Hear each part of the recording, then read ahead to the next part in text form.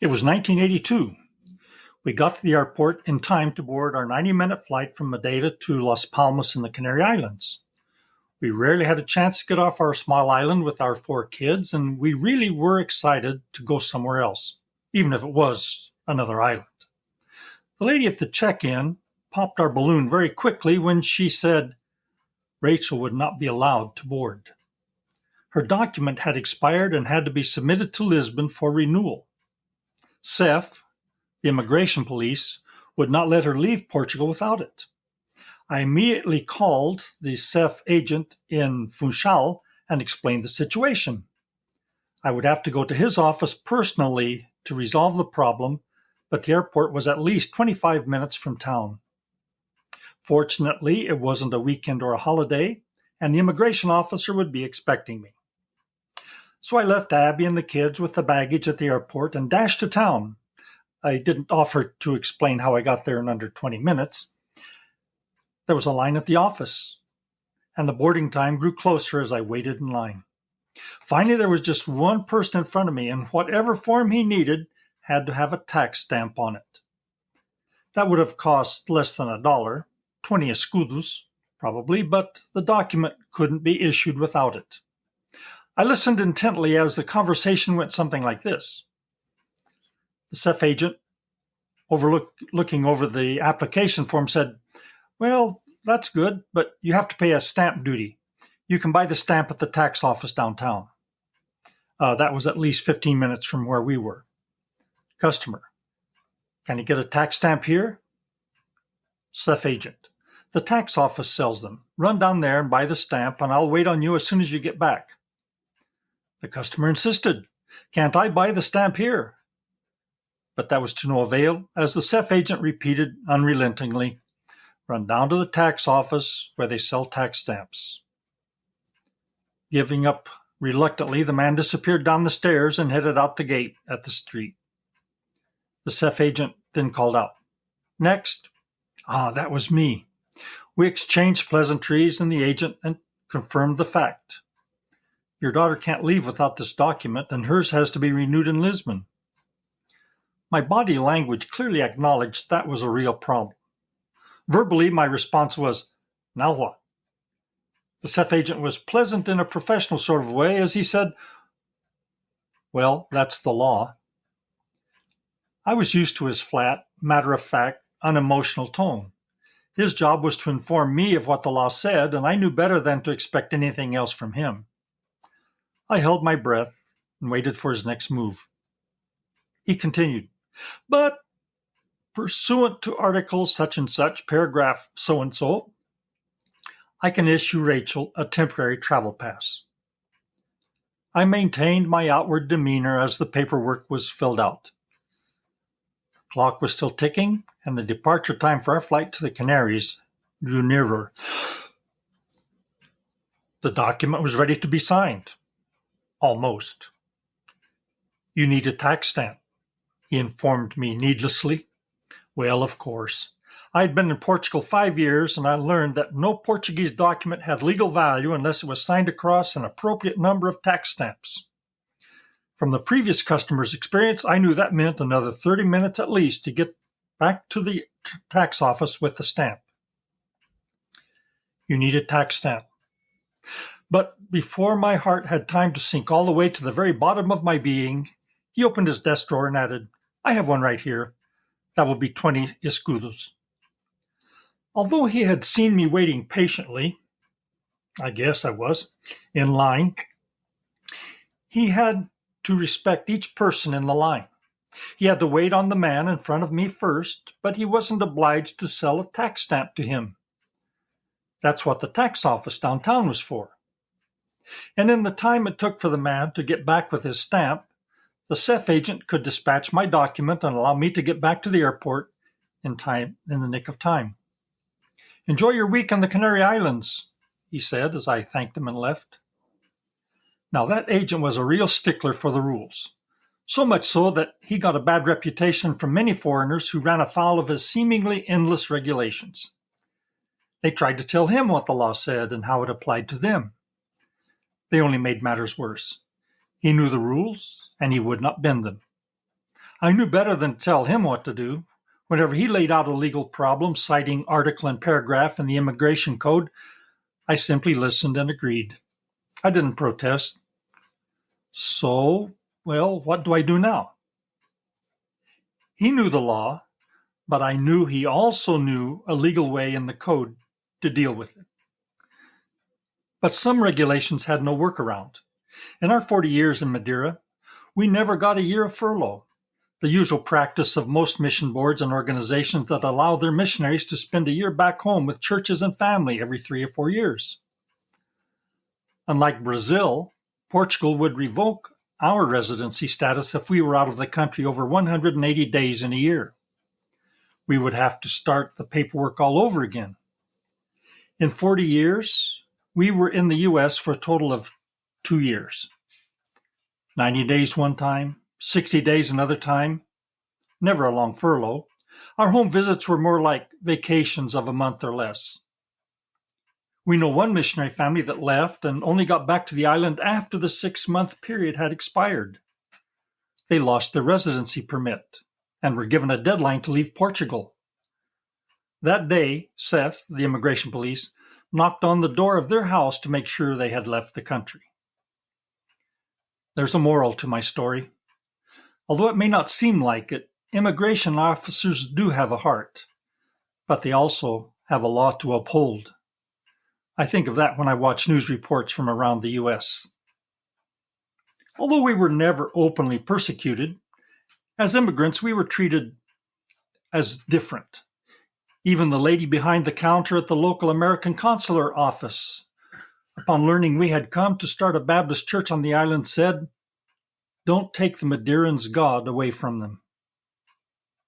"I'm not taking God away from anyone," I said. "I'm here to give God to those who've been looking for him and haven't found him." Full disclosure, she was Polish, and her husband was a personal friend and university classmate of Pope John Paul II. Our kids, Rachel and Rick, experienced a couple of anti-American incidents in grade school, and the village priest warned people not to come to our meetings because we had brought what he called a religion of the devil. Worst of all, we were called Calvinistas, Calvinists, but that's a long story for another day. Otherwise, if there was any anti-immigrant opposition against us, we always found the people to be friendly. Now, our church was full of immigrants. Our calling was to establish a church for Madeirans, but in our 40 years there, we ministered to immigrants from 20 countries, and there were often 10 or 12 nationalities in the church at any one time. In my 15 years of prison ministry, I worked almost exclusively with foreigners from European, African, and Latin American countries. As a pastor, I signed sponsorship letters for foreigners who wanted to do mission work on the island. I was an immigrant who worked with immigrants. But I was also on the immigration enforcement side, serving as the US Consular Agent for Madeira Island for over 12 years, between 2001 and 2013. The 9/11 terrorist attack of 2001, my first year in office, resulted in profound changes in consular services. Before the attack, I did preparatory interviews of persons seeking a visa to enter the U.S., and I forwarded their documents to the consulate in Lisbon where the visas were issued. As technology improved, and the cost of security rose, our local office was closed in 2013. On a historical side note, our consulate in Funchal was the first consular office created by the United States under Thomas Jefferson in 1783. For 12 years, I was charged with ensuring that U.S. immigration and naturalization laws were followed. I paid regular visits to U.S. citizens in prison.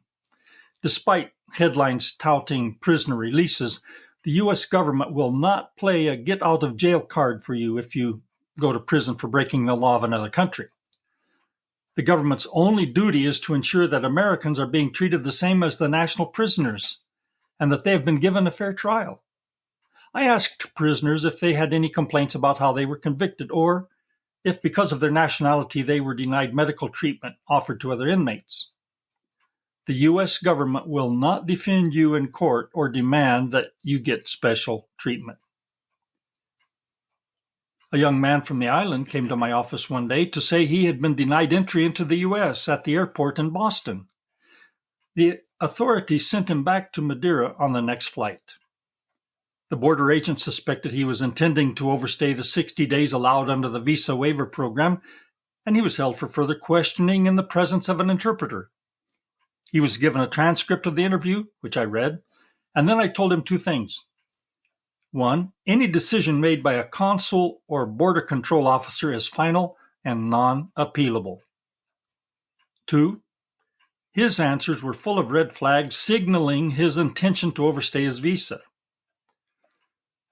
Now, he couldn't even think of returning to the States for 10 years or so. So much for his dream of living in America. The lesson from my experience is simple. Immigrants are required to obey the rules. Immigration officers are required to enforce them. And that explains my reaction to stories of immigrants. Are there exceptions to the rule? Probably, maybe. But the exceptions can never become the rule. What does the Bible say? You won't find the word immigration in the Bible. There's only one verse and one English translation that uses the word immigrants. Ezekiel 14, verse 7 in the New American Standard Bible. It says, "For anyone of the house of Israel or of the immigrants who stay in Israel, who separates himself from me," and he goes on to talk about that. Immigrants and emigrants are actually the same people. Immigrants with an I and I-M and immigrants with an E. In the country they leave, they're immigrants. E-M-I. And in the country they move to, they're immigrants. I-M-M-I.